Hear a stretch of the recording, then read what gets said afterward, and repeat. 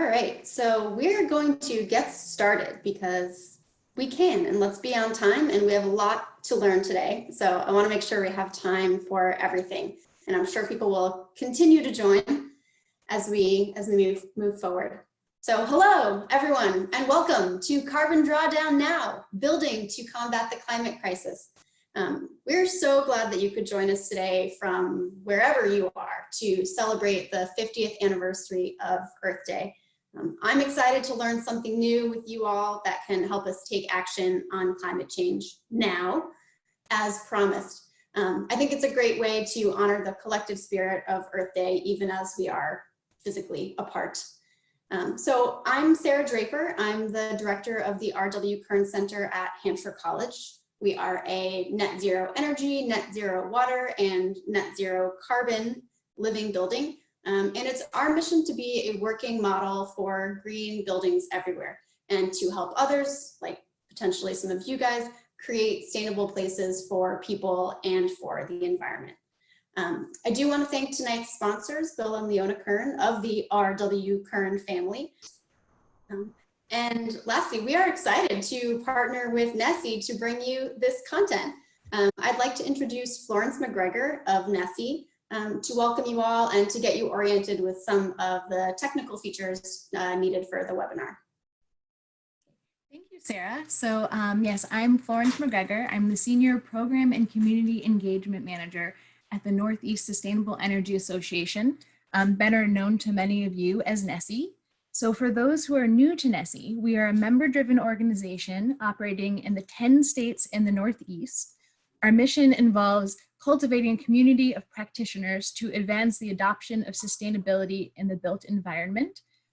So cultivating community is something we would usually be doing at in-person events, but tonight we're so glad to be working with the Kern Center and the team from New Frameworks to cultivate community in this way. Part of our vision statement involves picturing an adaptive and resilient future. And this is sort of how we're all collectively adapting to the current challenges and being resilient and not letting situations take away from our mission. And so we're so happy to have the opportunity to work with NESEA members, both from our academic membership with Hampshire College and the Kern Center, and our business membership, the team from New Frameworks. We've worked with both of these partners closely to bring this. So that's all from me. And thank you all for joining us. Cool. Thanks, Florence. So I'm excited to introduce our speakers for tonight, Ace McArleton and Jacob Deva Racusin. Jacob and Ace are the founders of a Vermont design and build firm, New Frameworks. Some of you might be familiar with New Frameworks. They specialize in sustainable and natural building. And these guys are well-known experts in embodied carbon and low carbon materials, and I know you will learn a lot from them. So take it away, guys. Thank you so much, Sarah, and thank you everybody so much for coming and joining us on this really special day of the 50th birthday of Earth Day. We both feel really honored and excited to be here with everyone.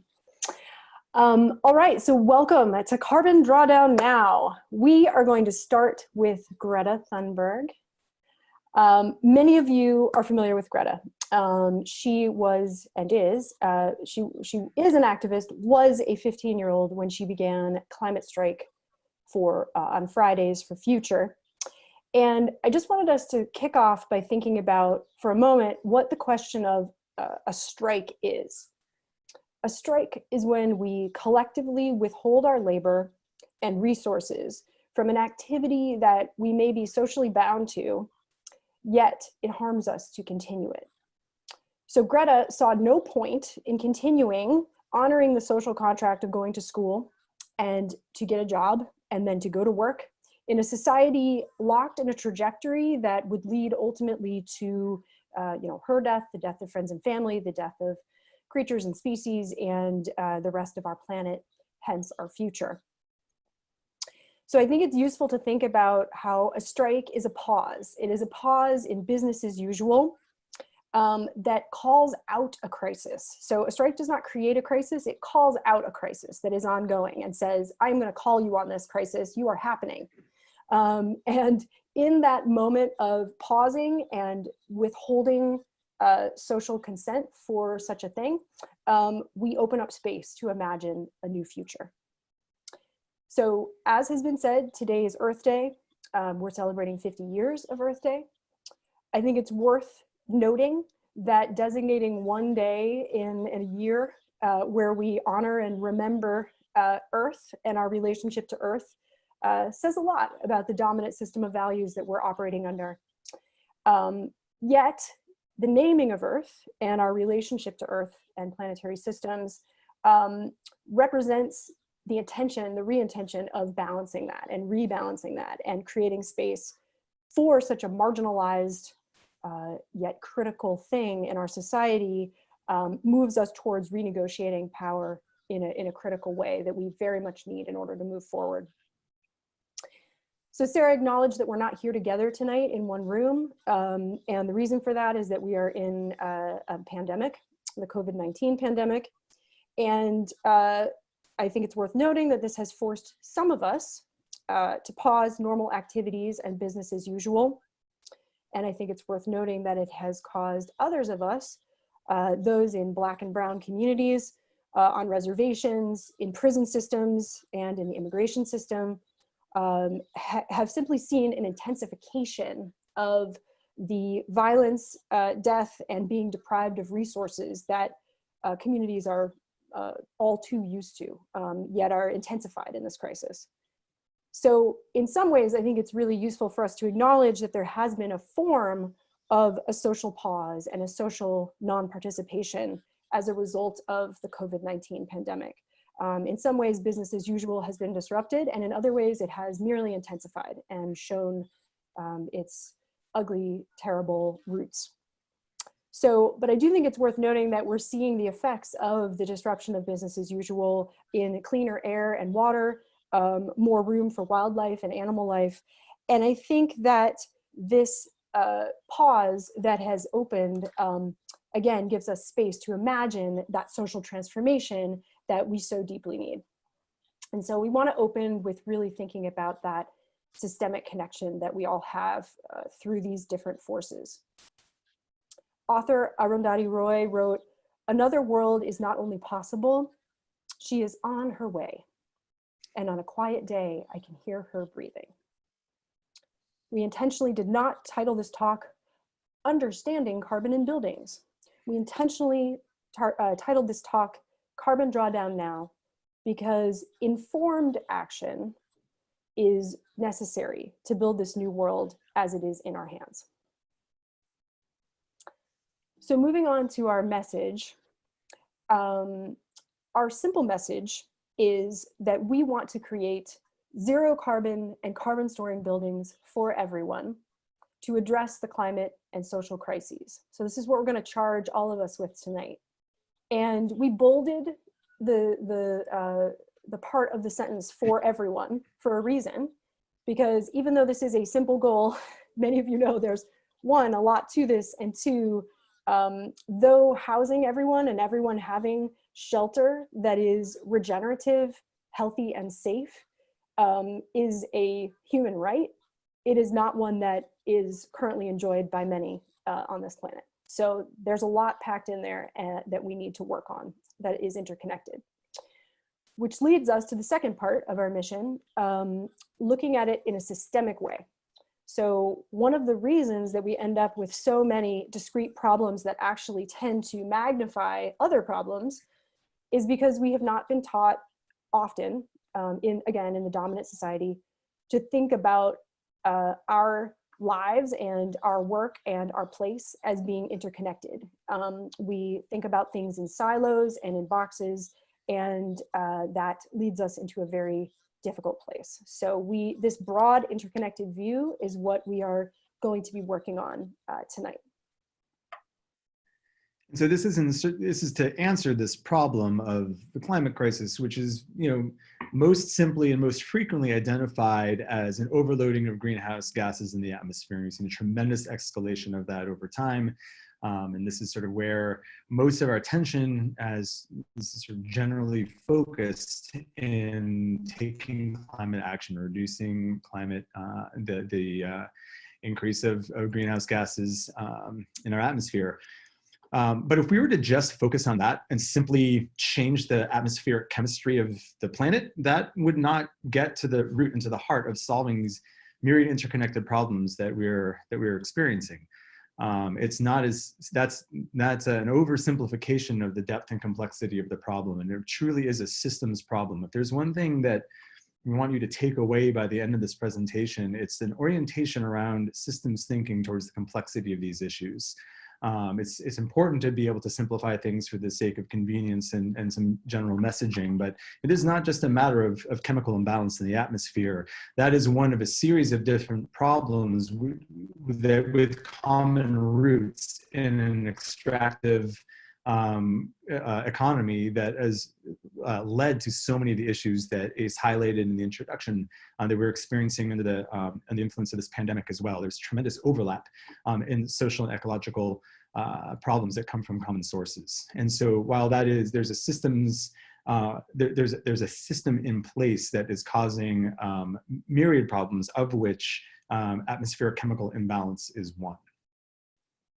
But that gives us an opportunity to look at solutions from a similar standpoint. So looking at the simple solution to the simple problem is that we need to dramatically reduce our emissions, right? And the International Panel on Climate Change, the international scientific body that has sort of, nearly by consensus, highlighted the tremendous urgency around reducing those emissions.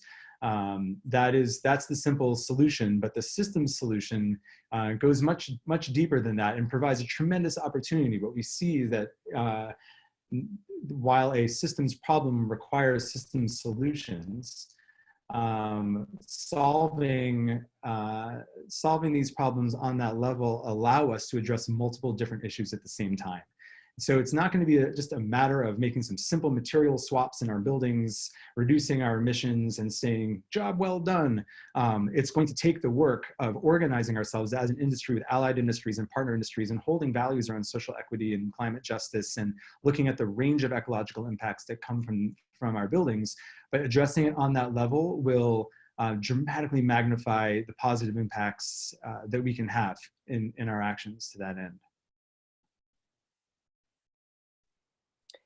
All right, so on the note of interconnected and systems thinking, before we launch into this section, we are going to ask folks to answer a quick poll to get our sort of juices flowing on this. So you should be seeing in just a minute a poll pop up on your screen, and we're going to ask everybody to just answer it to the best of your ability from wherever you are. And there it is.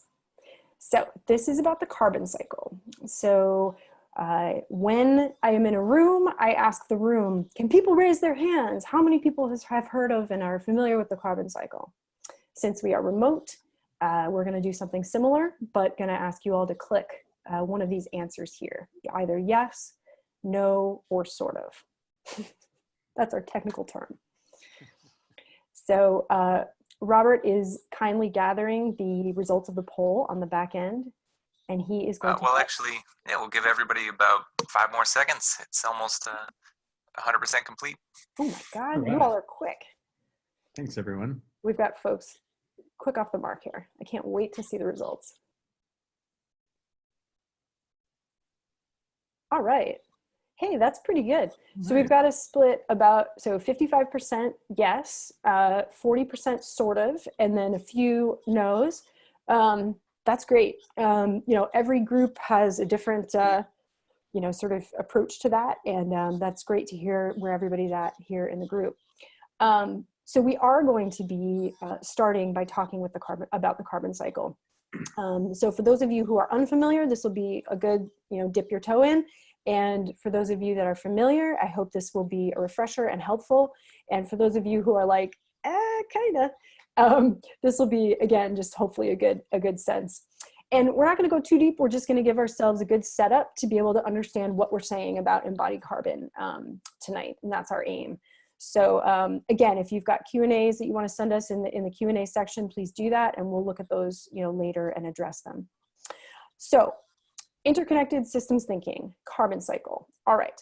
So the carbon cycle is a biogeochemical cycle. So that means it interfaces with biological, geological, and chemical changes and movements of carbon through those different places on the planet. So what we're seeing in the picture is an example of the different areas and spaces of the Earth that carbon is moving through.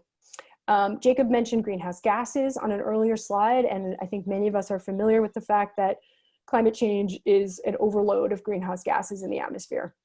And that in this particular moment, we're talking about carbon dioxide and other forms of carbon that are gaseous, such as methane.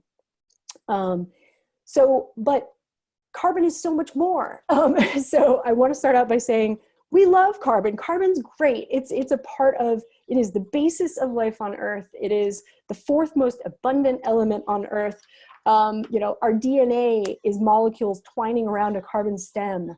It moves in these forms from rocks to oceans to atmosphere to soil to plants to animals and back again. It is a dynamic and moving system. And I think what's critical for us to understand is that an overall balance in the system is critical to maintain temperatures and, habitable life on Earth. As a very brief example, many of you may be familiar with the planet Venus. Venus is extremely hot, and a huge reason for that is the intensive greenhouse gas presence there. So it's critical for us to make sure that we are working in a partnership way and respecting this critical system on our planet. So what has been happening, which many of us are aware, is that stored carbon in the form of fossil carbon, so you can see that on the bottom left here of the image, has been mined, pulled up, drawn up, primarily since the Industrial Revolution in the mid-1700s and 1800s. Coal was used for long times before that, but in small ways. But during the Industrial Revolution, we got a major upswing in harvesting coal, which is the result of dead plant material that has been laid down 300 million years ago. And then oil and gas is dead marine organisms. So the deforestation and land use changes that we also see shown on this slide are also a part of the loss of carbon into the atmosphere and into the overloading the atmosphere. So we see a lot of red arrows going up, and we see, like in this picture, one arrow going down. And so that's critical to see the combination of the fossil carbon that's being transformed and burned and into atmospheric CO2, and then the soil carbon that's being released as a result of the deforestation and the land use changes. And the only thing that's bringing that arrow down is the green arrow that says photosynthesis.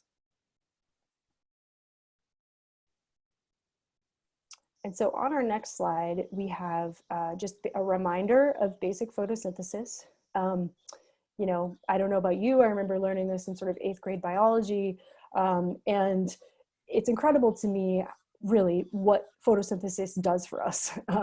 It's massive. So plants, both in the oceans and marine organisms, and then the like phytoplankton, and then on land, grasses, trees, all plants, convert light energy with gaseous CO2, so from the atmosphere, and water to create stored chemical energy in the form of carbohydrates. So when plants do this, they are essentially storing carbon in a fixed form, or it's not fixed because it can be transformed, but in a chemical form. So we're converting a gas, well, they are converting a gas to a solid stored chemical compound. And so what we're seeing here is also a pretty interesting relationship between the plants above the soil, where we see about a 30 to 50% carbon content. And then below the soil and the roots, there's a really important thing occurring, an interaction between the soil fauna and microbes and the soil fungus around the roots of the plant that are helping to store even more carbon in the form of humus into the soil. And so that soil organic matter becomes a really, really, really key important part of storage. And actually, as we see here, the plant roots can generate 1 to 3 times as much carbon storage as the plant itself. So this is important for us to understand as we're looking at how to maximize this storage mechanism.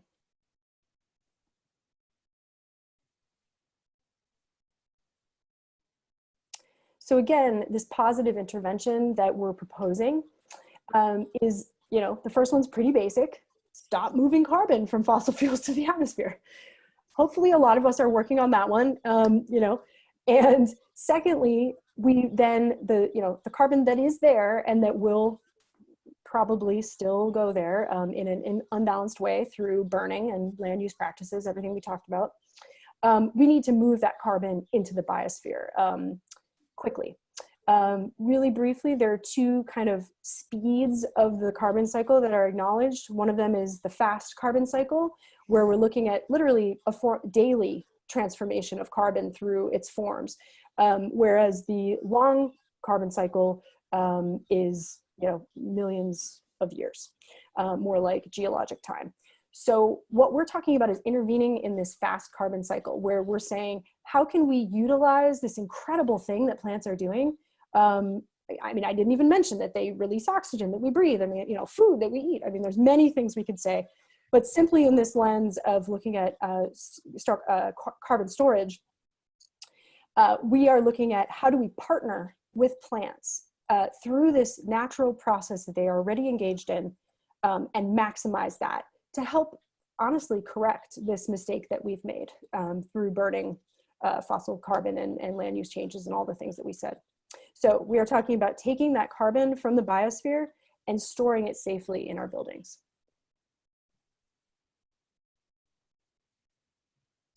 And so we talked a little bit about this earlier, I mentioned it, but one of the things that we'd like to propose is that the success of a building, whether or not a building is considered zero carbon or carbon storing, can be measured by how much the soil was built as a result of that building. So we're talking about really looking down the whole chain of generation and supply and full life cycle processes around the buildings that we're making. And this is a huge challenge for us. It's going to be a new way of thinking and a new way of working, but we welcome that challenge.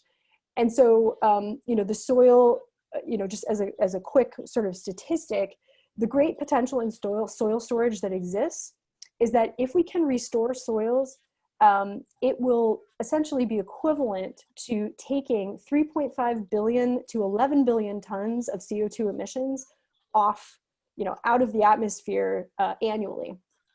And the sort of annual emissions from fossil fuel burning is 32 billion tons. So that's significant. It's like a third, on the high end. So focusing on soil is a huge thing.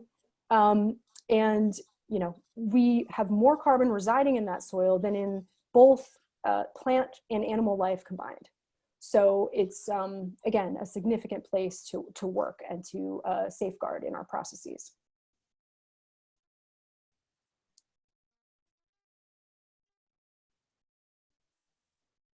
Well, the slide is a little bit slow, but okay, there we go. So our simple solution, again, working with that simple and then systems level, we can see on the left the natural system, emblemized by the forest, and then the removal of atmospheric CO2 during growth, carbon drawdown process like we talked about, and we have that plus our emissions from manufacturing and harvesting, which amount to carbon emissions. And then we can see at the end our net carbon storage. So this is kind of the very straightforward thing. We work with plants, we have emissions, we draw down. Now here is what we're talking about in terms of these system solutions and how we start to really leverage the success that we can have and the impacts that we can have. So on the left, you'll see that the natural system is a little bit bigger than it was in the last one, a little bit more diverse, a little bit more ranging. We see that same thing, the removal of atmospheric CO2 during growth that plants do naturally.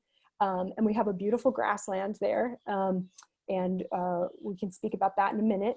And then another fun thing, you can see that the tractor, I don't know if you noticed in the prior slide, but the tractor was not electric, and here the tractor is electric.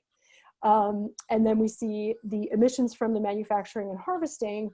Suddenly the plant has some renewable power generation happening on it. So then we can see that this beautiful green bubble around net carbon storage with the building at the end has grown. And it is larger because we have essentially along the every step of the way, we have magnified the positive impacts of that process.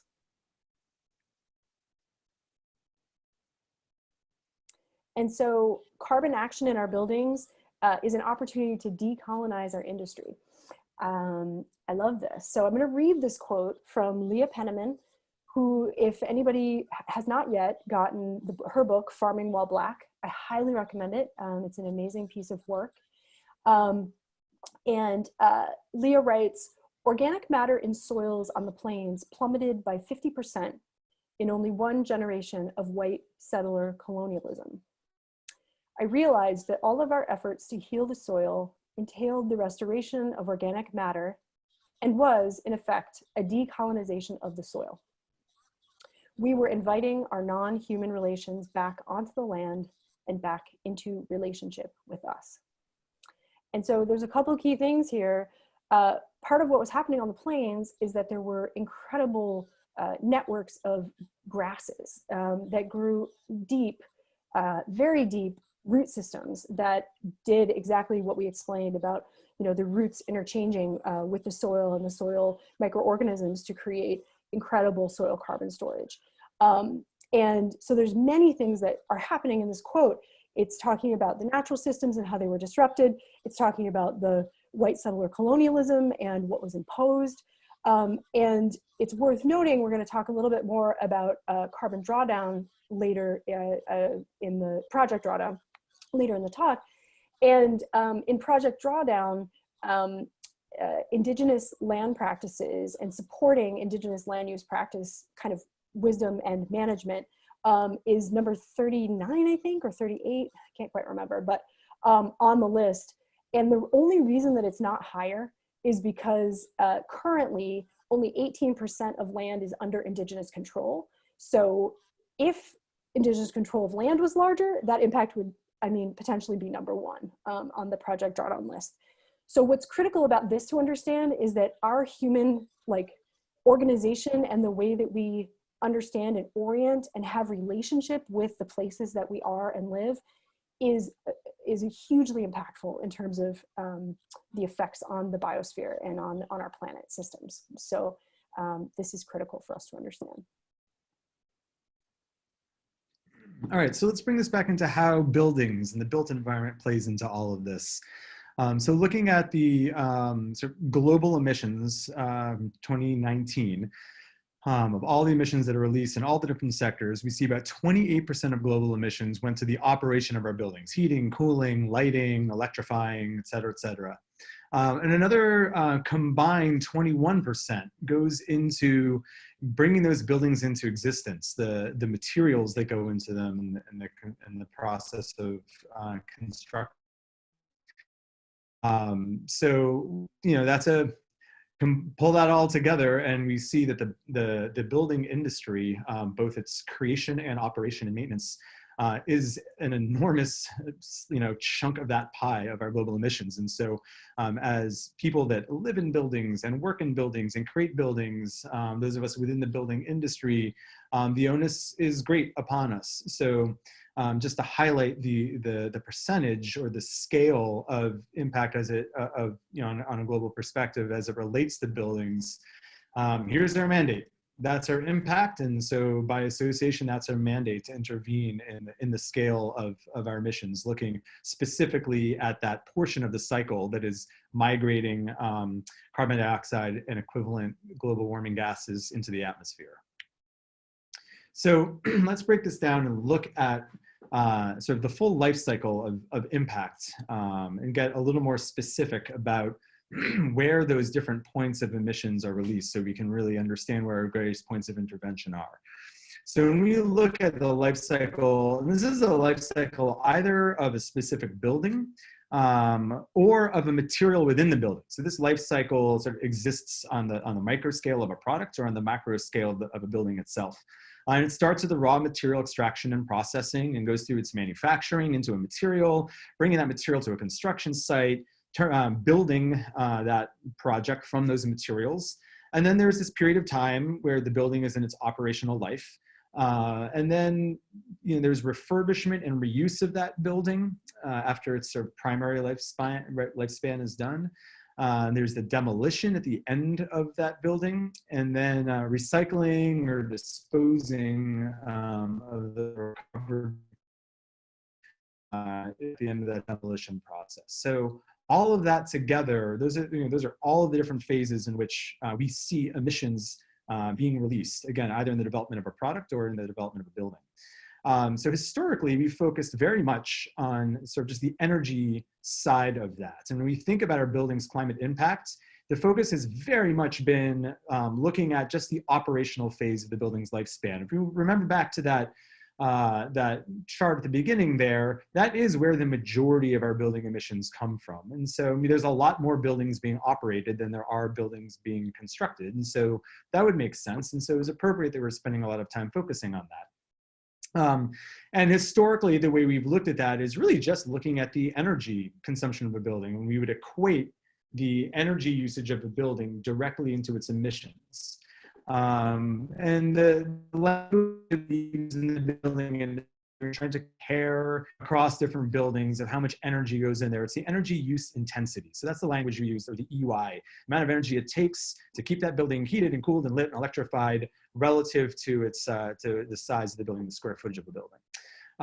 To really understand the emissions, however, we need to look at that, not just the energy that's being used, but the emissions impact and the climate impact of these different sources of energy. There's a big difference between energy that's created from the burning of coal and energy that's created through photovoltaic power or wind turbines. And so when you take the amount of energy and multiply that by the emissions factor of that energy, that's what gives us the carbon impact of that operational phase of the building's lifespan. But we know that that's just one part of the overall cycle, the life cycle of a building.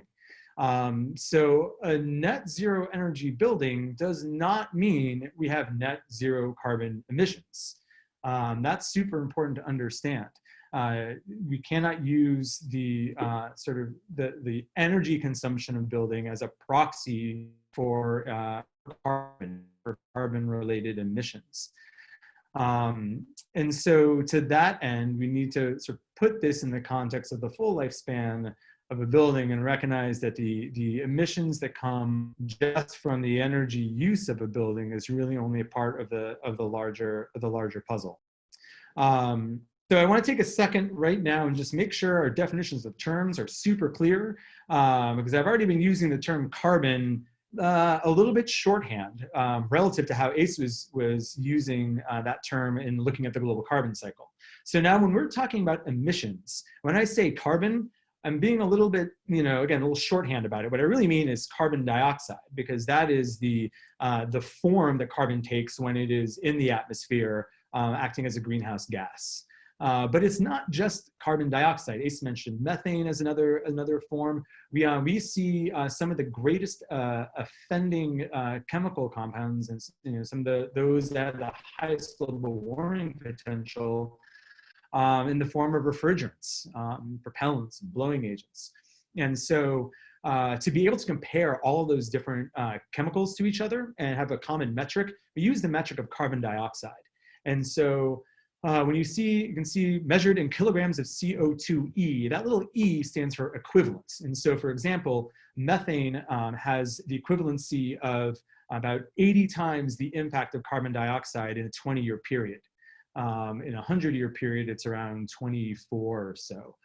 So that's, we need to convert that into a common unit, and that common unit is carbon dioxide. So when I say carbon, when I'm talking about emissions, I really mean carbon dioxide equivalent. And we see that CO2e, that's what we're talking about.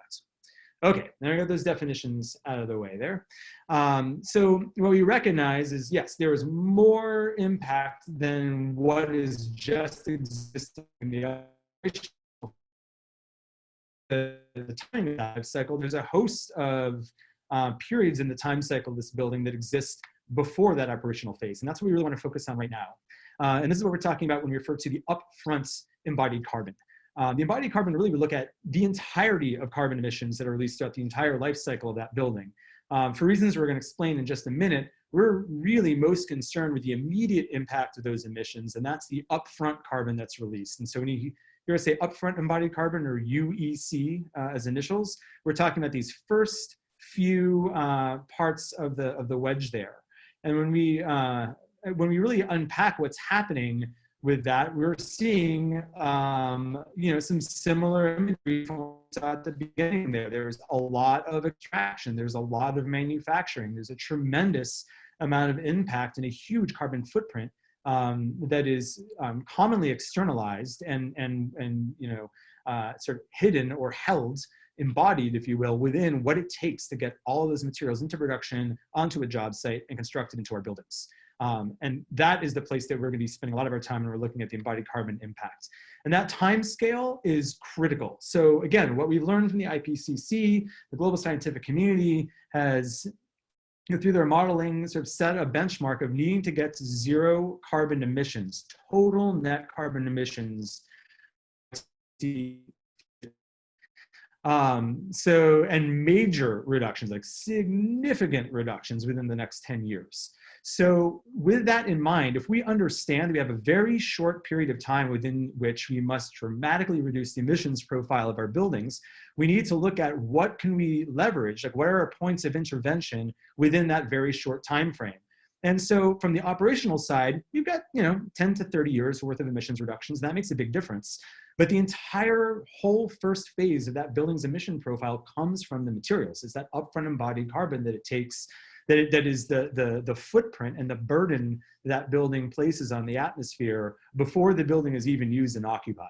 So if we're trying to respond not just to the total quantity of emissions, but the time scale and the time value of carbon in which those emissions are released, to be able to hit these time-related benchmarks of emission reductions, we have to look at materials. We have to look at that upfront embodied carbon to be able to realize this goal of getting to true net zero by 2050. We cannot net zero energy our way out of this problem because there's just simply not enough time to reduce our operational emissions enough for that to get us to zero. There's just this whole other whack of carbon that's emitted before the building is even operated. So that's the phase of emissions that we're really going to be focusing on when we talk about the material impacts throughout the rest of this presentation.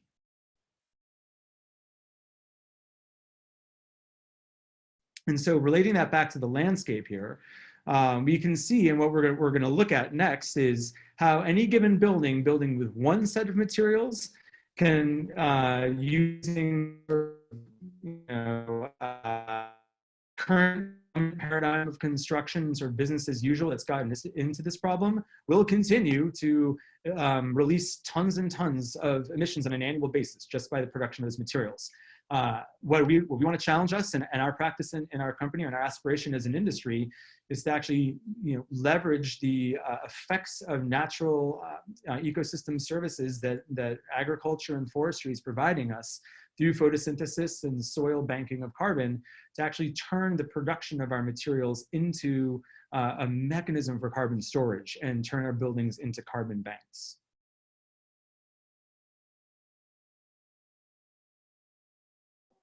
All right, so let's talk about those upfront embodied carbon emissions in a little more detail and take a look at them. So our colleague, Chris Magwood, who was pursuing a master's degree, he now has it, through Trent University.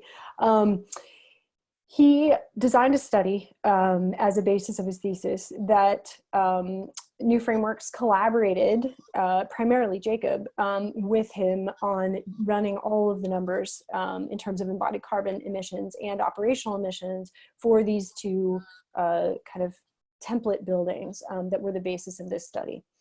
So in order to do a thought experiment around the impact of total upfront embodied carbon emissions, the study was designed to look at a single family home and a multi-unit building, and to look at both of them using kind of 4 different typologies of material choices around the building.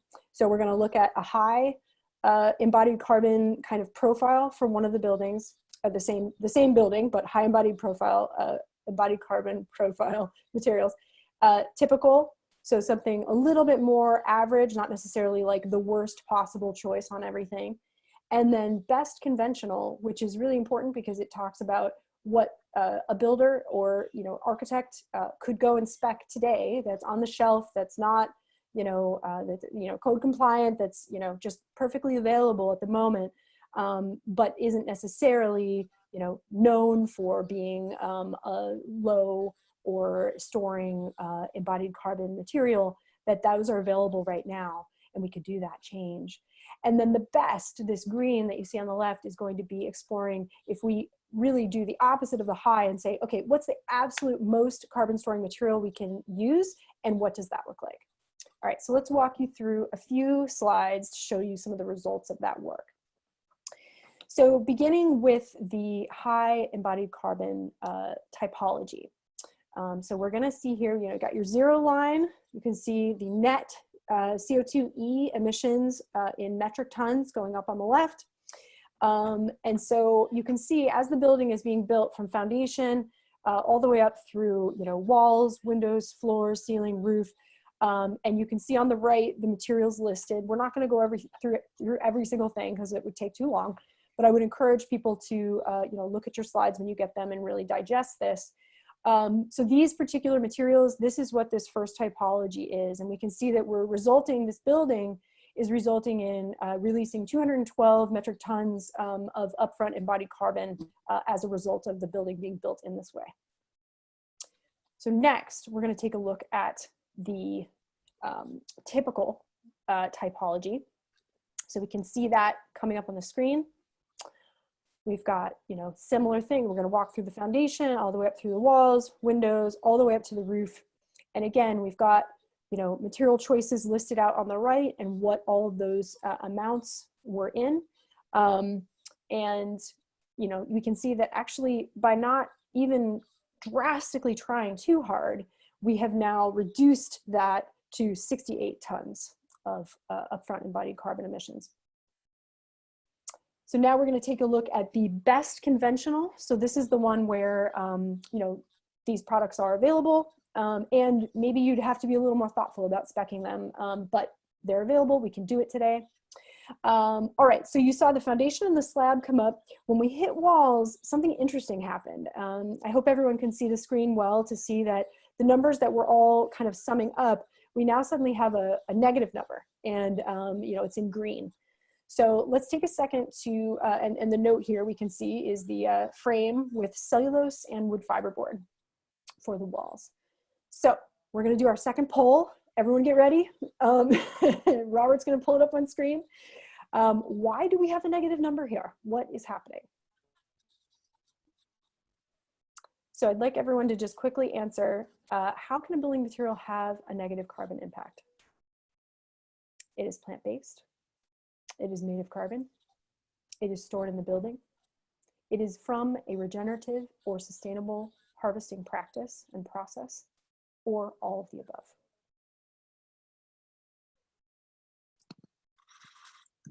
Okay, again, we'll give the audience a couple more seconds to complete the poll. It looks like we're almost 100% complete. We got the quickest pollsters. We love it.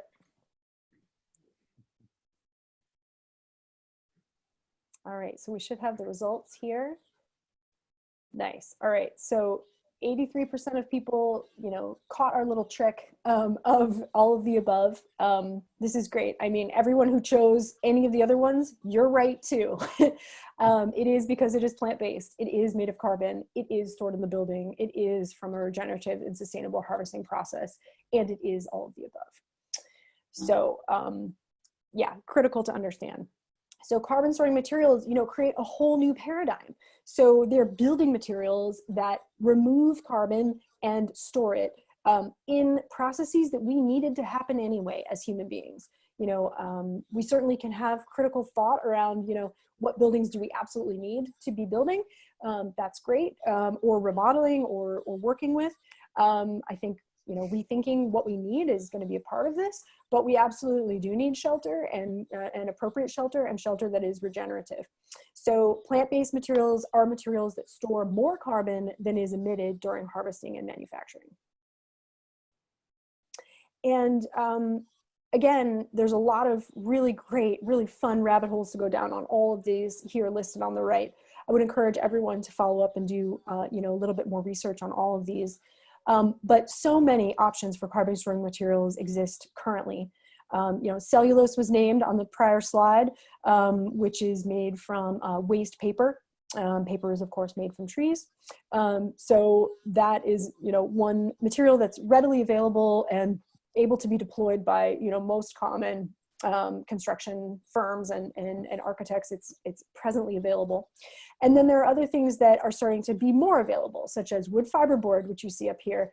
Sustainable timber is becoming more available and more understood how critical that is. When we're looking at wood, wood is a very complicated one in terms of does it store or not, because there's a lot going on with land use changes when we harvest timber. So, you know, and loss of biodiversity and all these systems things that we have to be really critically aware of. Straw bales are on here, which Jacob and I have both worked in our professional careers as builders, building with, and, you know, have had great success with, even in cold and wet climates. So that's important to know. There's a lot of other great things on this list, so I encourage people to look further into it. So on that note, we were finishing our sort of, you know, best conventional here. And so we can see the additions coming up on the screen. On the left, the yellow bar with the white numbers is showing us the things that have a net emission. And the yellow bar with the green are showing us the things that have a net reduction based on carbon storage. So we can see that the result of this building is actually storing carbon in a net manner. And then coming up on our right is the best approach. So were we to really get behind this as a society and do all of the research and development and testing and code work and, you know, skilling up our tradespeople and, you know, educating everyone, you know, and working with these, you know, deeper systems, we could really begin to create this incredible impact. So you can see again all the different choices on the right. And again, we don't have time to really unpack every single one, but I would encourage people to take a look and further break down each and every one of these that store 117 tons of carbon through one building. So what's critical here to understand, and I think this is one of the things that was kind of a hard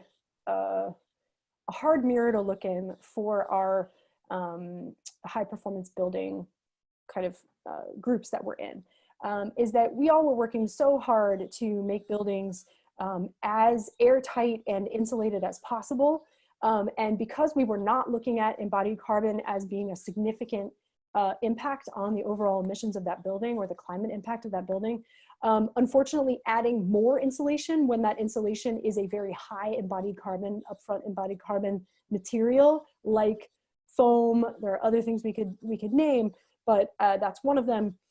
Unfortunately, that building actually has a greater overall climate impact than a material or a building that was made with either less insulation, if it's that bad material, or if we use good insulation, we have even greater leveraging. So you can kind of see the red bar on the top right and the green bar on the bottom left as representing kind of the opposite ends of those poles and where we go when we change those material choices. So again, just this point, materials matter. So, you can see on the left, again, that high upfront embodied carbon, and on the right, the green, best upfront embodied carbon. Those are kind of pulling our two poles of what's possible. And really, I think thinking about this, what this means at scale is what is actually just kind of mind-blowing. So in 2017, in the US, low-rise construction, so we're not even talking about, for a second, high-rise buildings, we're just talking about low-rise construction, both residential and commercial.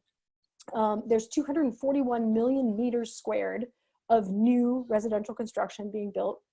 And that if we do business as usual, so on the left, we can see business as usual, continuing with, not paying attention to upfront embodied carbon in our materials choices.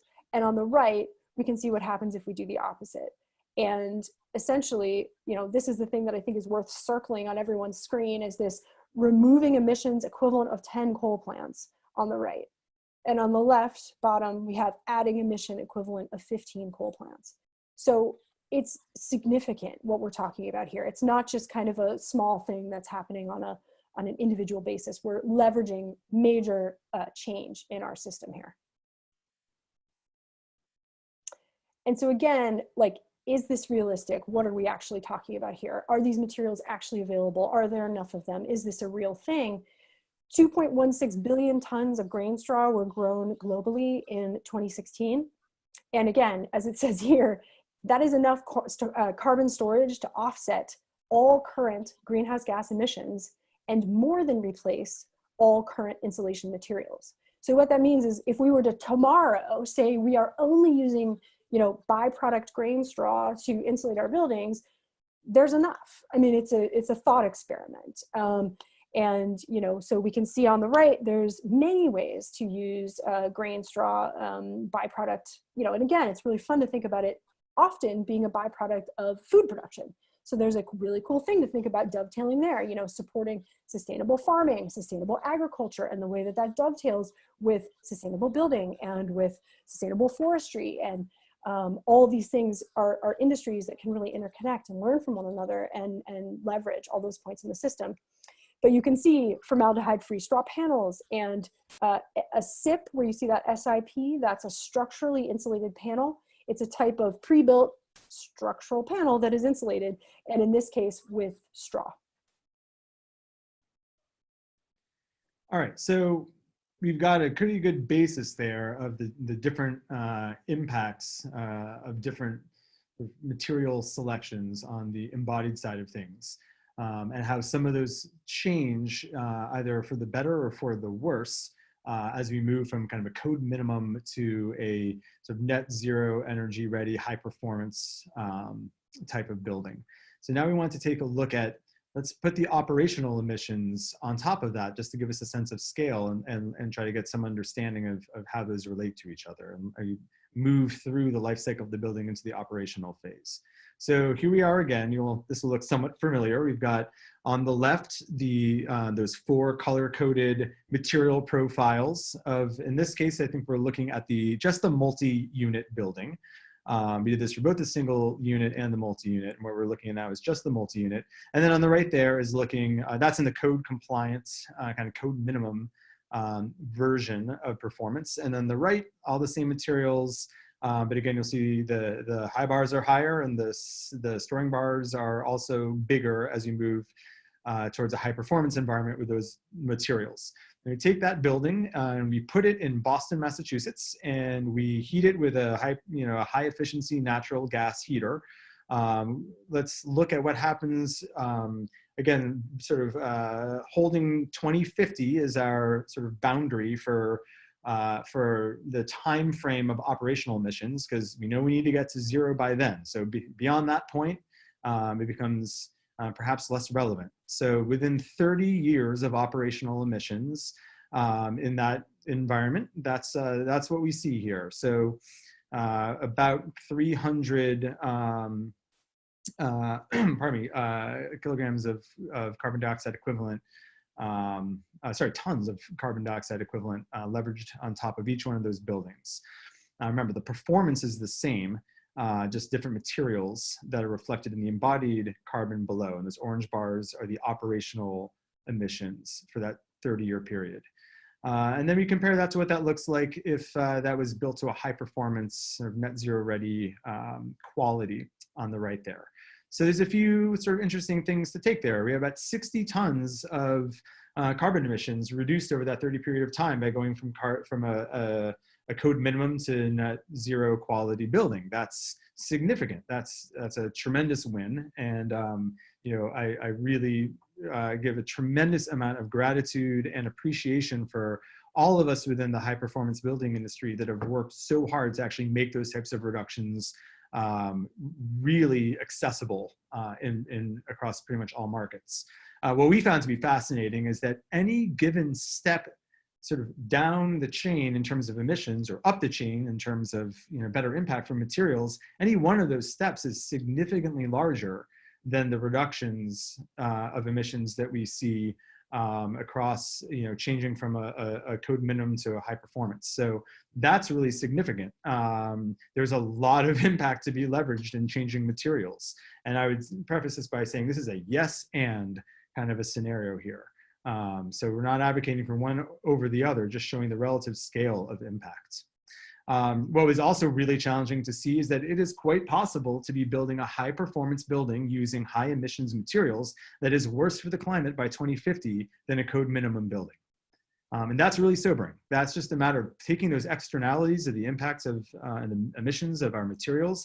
Once we bring them into the equation and really see the scale of those emissions, and the relatively short time frame we have to realize reductions from the operational phase of the life cycle, that's really sobering. We run the risk of doing more harm than good without paying attention to the unintended consequences of our material selections. So let's take that building and now let's move it to Toronto, Ontario, where they have a much cleaner grid. And you know, much lower emissions for every kilowatt hour of electricity produced. And we'll take out the gas heating system and we'll put in air source heat pumps. And now what we see is that our operational emissions are dramatically lower, right? We've got less carbon emitted for every unit of energy that is required to again, keep that building warm. And again, once we see that the scale of the embodied emissions becomes really big, and that there's as those operational emissions get smaller and smaller, you know, all the impact really lies in, or much more of the impact lies in the embodied phase.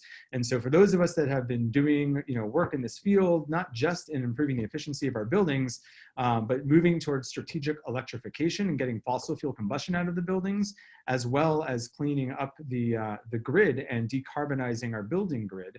It's the combination of all of those things that really allows us to get towards a true net zero building. It's really all of those steps together that get us to zero. All right, let's do, actually, you know, we were running a little bit late on time, so we're gonna hold off on the last survey. Just getting a time warning here. So I just wanna reinforce, the point of that survey is to reinforce that there are really 4 points that we need, 4 things that we need to do to get to true net zero carbon. It's not only building high performance buildings, which we're getting better and better at as an industry, and we also need to remove the fossil fuel combustion from those buildings. We need to build those buildings out of carbon storing and low carbon materials, and do that on a decarbonized grid and improve reduce the emissions and improve the cleanliness of our grid infrastructure. We look at it as a system, and all those different scales and points of intervention together, that's how we get to a true net zero carbon reality.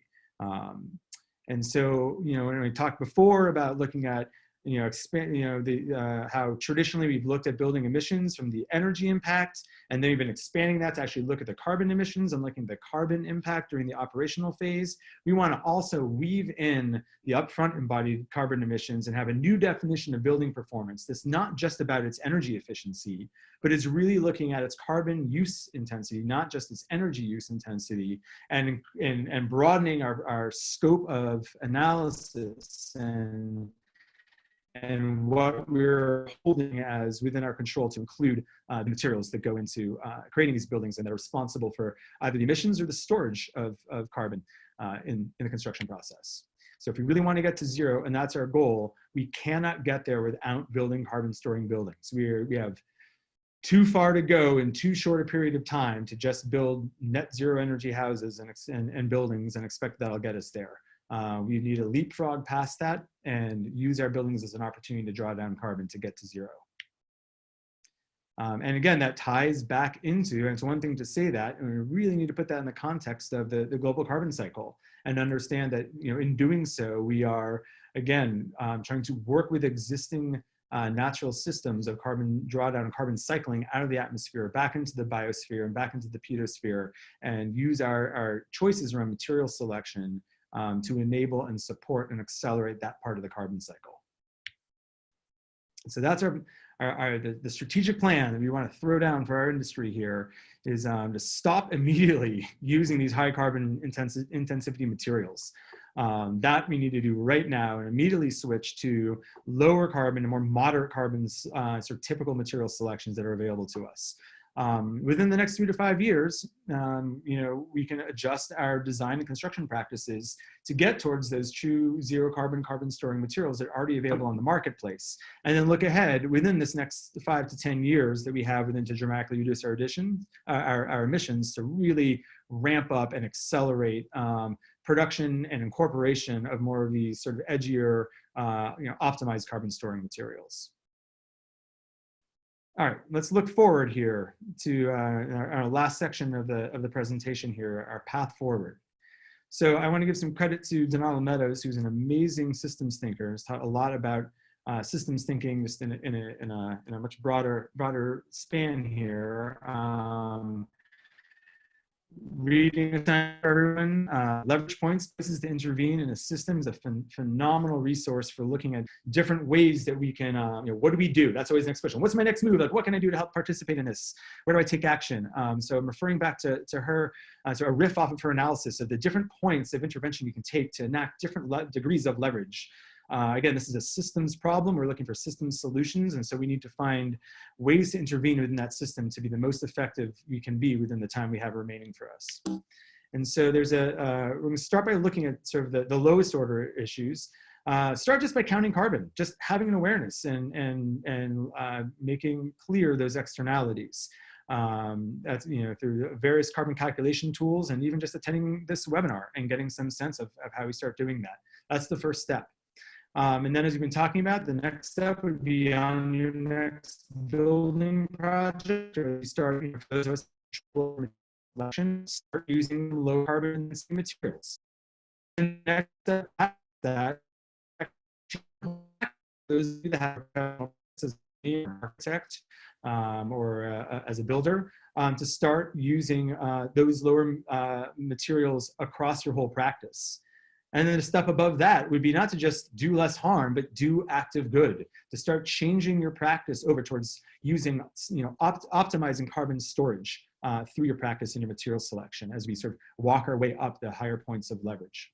So let's give a couple of examples here and sort of start talking a little bit about how some of those, you know, and all those pieces are just around, you know, this simple solution, right, of material substitution. We know that's not enough by itself, but it is very impactful and has a really strong, you know, those are real leverage points. And what we see is, you know, we've been talking about the global warming potential, but the same analysis, life cycle analysis that tells us the global warming potential, tells us this host of other ecological impacts, these other impact categories. And what we find is materials that have really low global warming potential tend to, across the board, also have really low environmental impact in these other categories. And not only that, they also tend to have much lower levels of toxicity and the toxic and health exposure both to occupants and to workers, as well as, you know, upstream and downstream the ecological impacts of the material toxicity, and reduced waste and better waste management potential. So we can already see some of this sort of system solution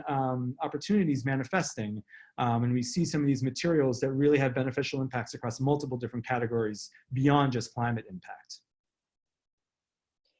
So we're going to take a second to just run through some examples. Our company is a construction company, and so we are actively looking at how to implement these ideas in our work. So an example of on a retrofit, so I talked about working with existing buildings, how swapping out kind of the common practice of using foam with something like cellulose as an alternative insulation strategy can really result in less embodied carbon, upfront embodied carbon emissions of that process. And then we're going to just look through some of our other case studies of, this is also a retrofit, where instead of wrapping the building in foam board on the exterior, which is pretty common, or also mineral board is another one that is commonly being used, we used wood fiber board, which is becoming more and more available in the US. So this is just some fun looks. On the left, that's my hand holding the fluff of the wood fiber board. When you cut it through a table saw or with any kind of saw, it just is, beautiful little fluffy pieces of wood fiber. And so this is from the result of the process of logging, actually. And so it's slag, like, otherwise waste wood that would just be decomposing in the forest. So it's actually really key that this waste product is being turned into something that can be stored in the building instead. So continuing to move through, so this is actually the first passive house building that was done in Burlington, Vermont, that we were lucky enough to get to collaborate on and do the passive house envelope for, and it was just finished last year. And we used wood fiber board on the exterior of that as well. And so that was a good example of combining operational carbon emissions with embodied carbon emissions, upfront embodied carbon emissions on a project. And the one on the right is one that we actually have in process currently in Charlotte, Vermont, working with an existing building. And these are just some pretty pictures of the outside, which is always fun to see how things can finish out. On the right, really fun, we finished it with a lime plaster on the outside. It did some really cool shoshugiban, charred wood for the trim. That's that dark black trim that you're seeing, which is a way to treat wood in a different way, a non-toxic way. And the other fun thing that we've been doing is getting into straw panels, which we mentioned earlier, are a way to utilize grain straw in a good insulative way.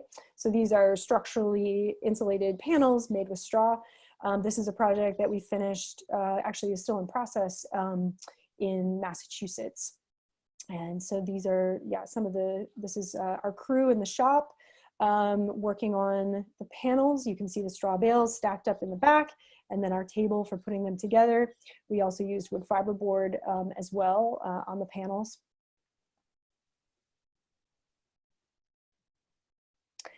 There they all are, stacked up, ready to go. Head down to the site. There they are. We had a lot of fun loading them onto the truck, driving the telehandler. And then here on site, raising them into place. Beautiful day. Nice to see that sunny sky and those green leaves. We're going to get that again sometime soon. And there we are, the fun point of putting that last peak up on the gable. And then, this is just a note to other, possible insulative options for insulating under slab. So this product called Glavel, which is a form of aerated glass as an alternative to foam underneath the slab, was used actually on the Burlington House Passive House project, as well as this project in Massachusetts that we just showed. And fun fact, that's about to start being manufactured here in Vermont using 100% renewable energy. So right. Another example of developing technology. Dovetailing those things. Yeah, that's great. Yep, just the interior still in process of that little cabin with those straw walls. And then also, just that it's very real that these things, it doesn't have to be a small residential building. It can be, a multi-unit apartment complex. So this is an example of the Jules Ferry apartment complex in France. And you can see that the net carbon storage was 1,100 tons. All right, so we're right near the end here, and we've now had a decent look at some of those most immediate steps that we can take on the lower points of the lower leverage points. And we want to see, okay, so now where do we go if we're really trying to enact change at a higher degree and really address the system and hold a higher degree of leverage. So now we move into hand printing of carbon storing buildings. Now, footprinting is an analysis of the impact you've had. Hand printing is optimizing change by sharing case studies and sharing information and educating and trying to show how the changes that we're making in real time can be replicated and adopted across the industry. Some of what we're doing today. Addressing carbon in code and policy has an enormous impact and what either by carrot or by stick in terms of the impact that that'll have across the industry. Changing the culture of our industry. And what we know is that cultural changes will enact a host of different decisions made by a host of different people, not by fiat, not by declaration of mandate from a regulatory environment, but because we all really believe this is the work we should be doing, and changing the culture is enormously impactful. That's just within our own industry, and what we've been talking so much about, and what the incredible potential here is to organize cross-industry alliances with our partners and our allies in sustainable agriculture and sustainable forestry. And then really ultimately to posit ourselves within the global climate movement, to really recognize that our allies extend even beyond those that are manufacturing materials, but to those working in social justice and working in all sorts of different avenues to work towards this common goal, not just of atmospheric carbon reduction, but really creating this healthy and safe future for all of us within a balanced ecosystem. And that is, putting this work into that context gives us the opportunity to have the maximum amount of leverage and impact on changing and disrupting the system that we're in. So just to kind of spin us through some tangible examples of that on our way to the end here. Ace mentioned Project Drawdown earlier, an incredibly well-researched program of some of the top 80 to 100 solutions across all industries globally for carbon reduction. And I took a minute and went through there and found, okay, what are all the things that relate to work that I could have an impact in my building practice right now? I found about 12 different interventions that exist in kind of like the building scale, and totaled up their potential impact. And then looked at that again for, well, what about all the supply chain items?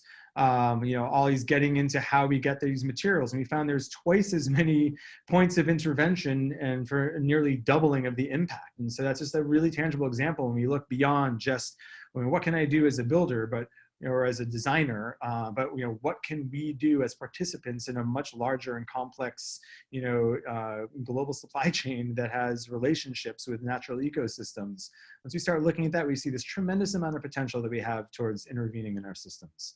An example of that would be, number 24 on the list was improved rice cultivation, and that was just such a perfect, point to look at because.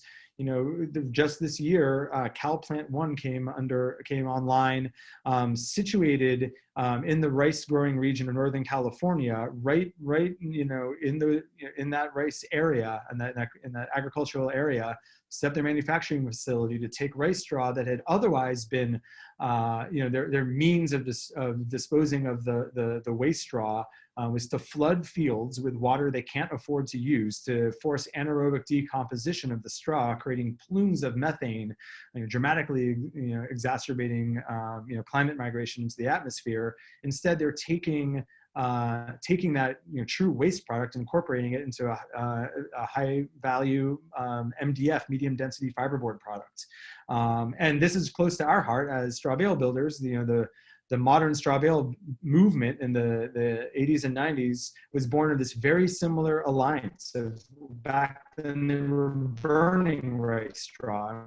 And there was a cross-industry alliance to divert that straw towards high-performance building insulation materials, which is still being done today. So that's a really tangible example that's been in practice for over a generation now of how how we can dovetail those benefits. Forestry, really big one, super complex. There's so much to be said about forestry, but suffice to say, just want to draw our attention here that the impacts here go well beyond just counting, widgets of carbon stored in trees and comparing them to their, potential as an ecosystem. It really relates to land use management and land use practices, and the economies of rural America, and what it means for an increasingly urbanized global population to need reliance upon rural communities and rural economies to be able to create those materials that are needed. And that crosses political divides. We see that the industries that are the gatekeepers and sort of frontline, industries in managing our soil are forestry and agriculture, which are two of the more conservative industries around. So there's an opportunity here to bridge political and cultural divides across urban and rural divides, across political divides, and really come at this in a collective and holistic fashion. And that's really not only what's going to be required, that's a tremendous opportunity we have to bridge so many of the divisions in our society to be able to realize these benefits. So I just want to highlight here, we're not just talking about widgets of carbon dioxide. That's a huge part of it, but it goes so much further beyond that. And to optimize that, we really have to look at the systems and the people and the economies and the cultures that lead to that. Looking at the policy level, we're already there. Embodied carbon has now been accepted as a necessary point of intervention across the green building community. We're seeing certifications starting to roll out and ways of really tracking this and making this real and holding ourselves accountable as an industry, and seeing policies roll out. Our colleague Chris Magwood has been working with a township in Ontario as what we believe is the first cap on embodied carbon in the building permitting process. And we've been working together in developing the certification tool for that, which are going to be rolling out as well. Mass CEC is just rolling out, look for this in June, that their triple decker competition for building retrofits that is now going to include an embodied carbon metric. And so this is where we start seeing more of these changes happening on a policy level that will impact that many more buildings. And we've talked about this a bit, but just can't be emphasized enough, the interconnection between climate justice, climate work, and social justice, and that the who and the how matter as much as the what. And so this is about bringing everyone together and everyone forward. We've emphasized that this is about repairing relationships with Earth. I think it's about learning to be in relationship, in positive interrelationship with Earth systems in the same way that we are in positive interrelationship with each other. And those things are connected, and we must make those shifts as an integral part of what we are doing. And so climate crisis is real, it's upon us, and we do not need permission. We need bold action and conviction to make radical changes in our practice. And so we are going to charge everyone in this room to enact carbon drawdown and reverse this imbalance in the planetary carbon cycle that is the driver of the climate crisis. All right, so we're going to leave you their top 9 things, because everyone does top 10. We're going to make it even a little bit simpler. Our top 9 things that we can do from this point forward. Build with plants that build soil. Fix what we have. Focus on where materials come from and how we get them. Do what we can with the current technology and make better technology. Change the codes and educate everybody, including ourselves, as quickly as possible. Learn how to count carbon and what the numbers mean. Build relationships of mutual aid with people beyond profit. Build understanding of and relationship with ecological cycles. And finally, act with great urgency, tremendous passion, and abundant joy, because we can't afford to burn out, and we need each other, and we need to do this in a space of joy and positivity to be able to enact this challenge in the long game. Thank you all so much. Thank you guys. I'm very smiley right now. I remember I saw this presentation, or a different version of this presentation last year at NESEA, and I was just like beaming at the end. And that is how I feel right now. Yay! Do the things. I'm excited.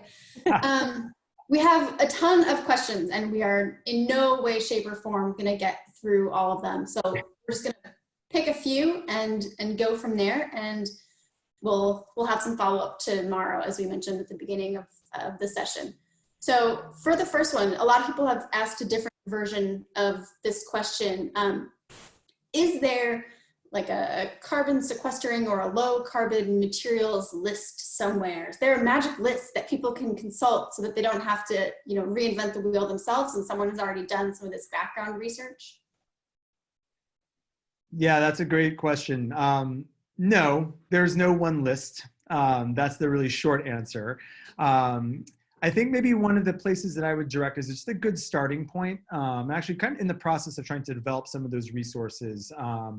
I can follow up when we do our published answers with a couple of those resources, one of which will be actually sort of a white paper that Building Pillars for Climate Action developed, sort of summarizing and making a little more digestible the depth of the thesis work that Chris did.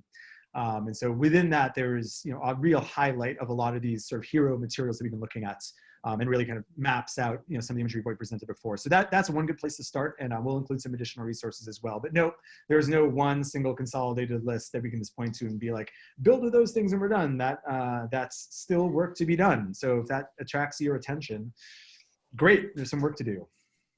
But I think, we have a colleague, David Arkin, who always it is David, right? Deva, am I getting that wrong?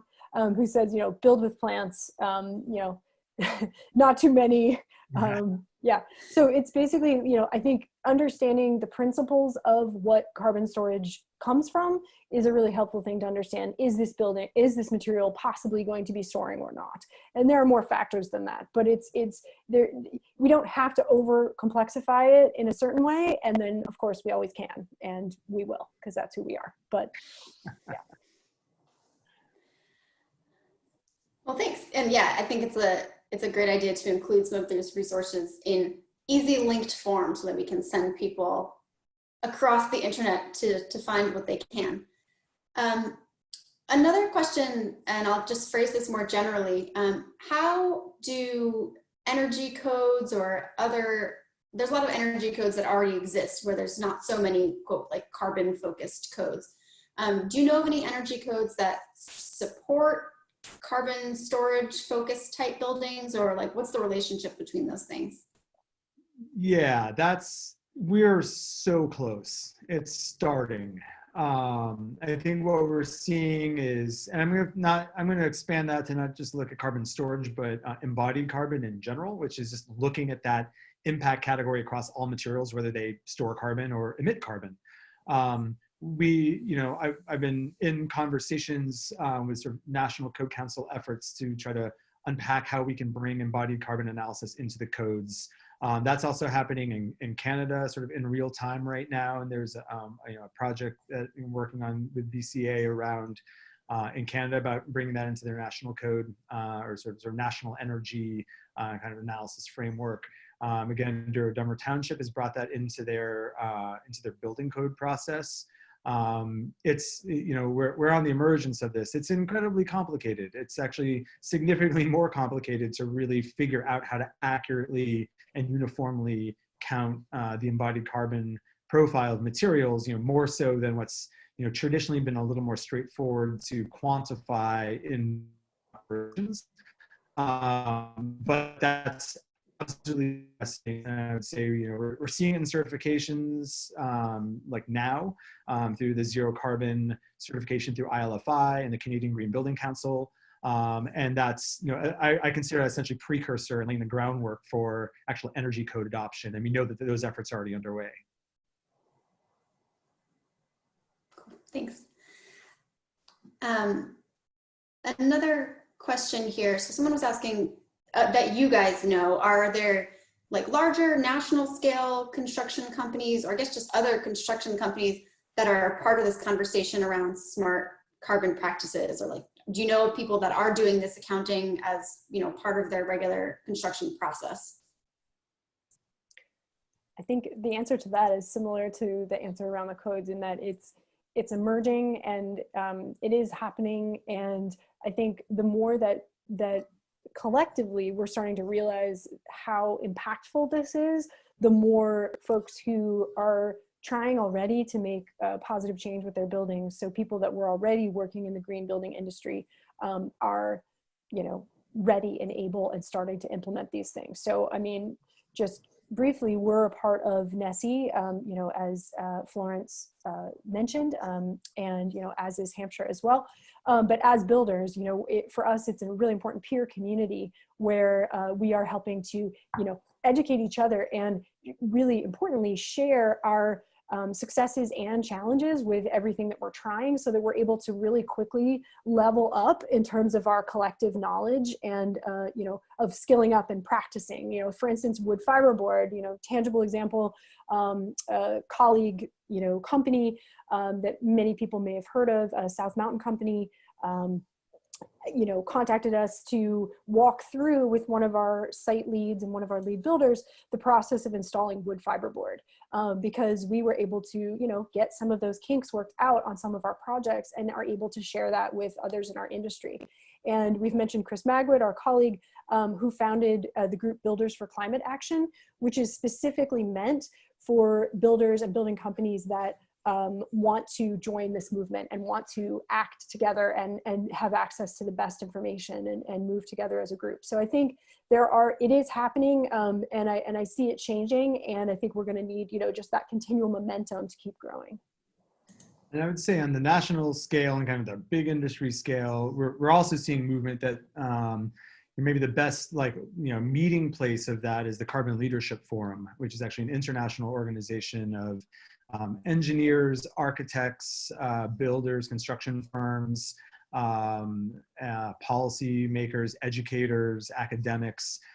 They're all conversing, you know, at full industry scale around implementing change. And we do see some of the largest international firms, you know, sitting at the table there and taking on responsibility with their power in the industry to leverage a lot of that change. So yeah, for those of you that are sort of looking for a larger, you know, more kind of national or global network around that, the Carbon Leadership Forum, which hosts the Embodied Carbon Network, which is the more sort of informal forum for having those conversations. That's absolutely a great place to meet your peers and get inspired. Awesome. Well, I think that is actually all the questions that we have time for. Be encouraged that there is more where that came from. And I'm glad that we could end on a positive note of looking at the Carbon Leadership Forum as a good next step for people to go towards. Absolutely. So just for everyone else out there at the moment, as Florence mentioned at the beginning, you know, we will be posing some additional questions to Jacob and Ace tomorrow morning. So if you have other stuff that you didn't get to ask or stuff that was in the chat, if you can send any additional questions by 10 a.m. and you can just respond to the survey that'll show up at the end of this session to add any of those. Or if you have resources that you know of, if you're doing some of this work already, if you have resources that you think other people should know about and that you want to share, send those our way as well, and we can kind of network all that information back to everyone who attended. In that vein, we will be sending out an email later tonight that highlights some of the actions that all of you out there listening right now can take, no matter where you are or what your job is, you know, even if you're not someone who's designing or building buildings at the moment. So now, while you're fired up, is a good time to take action. So I encourage you to read that email. And if you do take any photographable actions, I invite you to share those with us on social media so we can kind of keep that momentum going. Other people like to see what you're up to as well. So I think that's it for me. I want to thank you all for attending, and thank you to Jacob and Ace for that inspiring and informational content, which is a niche. Thank you so much. Great. Thank you, Sarah, and thank you, New Frameworks, for being with us and making it possible for us to offer this Earth Day celebration presentation. I just wanted to follow up again. As Sarah mentioned, once we end this webinar in just a minute or two, you will be a poll, a SurveyMonkey will launch on your screen where we'd love to get some feedback about how this presentation went NESEA and the Kern Center are both really invested in keeping to create programming that's really valuable and useful for you. That's also a place where you can add any last minute burning questions you want us to send over to the presenters. So that will launch right away. As Sarah mentioned, later tonight, you're going to be getting an email from the Kern Center that has those follow-up actions and also has a link to the survey again. So if you can't take it right now because you have to go feed your child dinner, perhaps because you've been with us for a while, don't worry, you'll have another chance to do that later tonight or tomorrow morning. And then tomorrow, our presenters will be working really hard to answer what questions they can so that on Friday, when you get another follow-up email from NESEA, maybe more the business email, which will have your certificate of attendance for people who need to report for CEUs. It will also have a link to tonight's video recording. I know some people were chatting to ask about that. And it will also have the document with the transcript of the Q&As we did cover, and also the ones that we didn't get to either from the SurveyMonkey or that were chatted in. So thanks again, everyone, for being here. It's pretty amazing to have a couple of hundred people sign on for an evening webinar. So thank you for being part of it, and happy Earth Day, everybody. Happy Earth Day. Happy Earth Day. Thank you, everyone. Thank you, everyone. Thank you.